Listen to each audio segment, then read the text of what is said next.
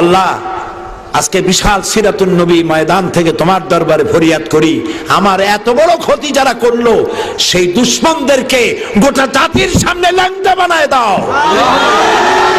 গোটা জাতির সামনে উলঙ্গ করে দাও, প্রচন্ড শাস্তি গজব দিয়া লানত দিয়া ধ্বংস করে দাও।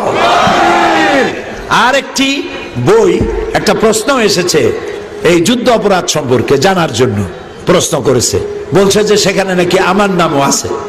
তো আমি তো সেই ব্যক্তি যে 1997 সনে বর্তমান প্রধানমন্ত্রী যিনি, উনি তখন প্রধানমন্ত্রী ছিলেন, ওনার উপস্থিতিতে আমি বলেছি 1971 সনের কোন কাদা আমার গায়ে লাগে নাই।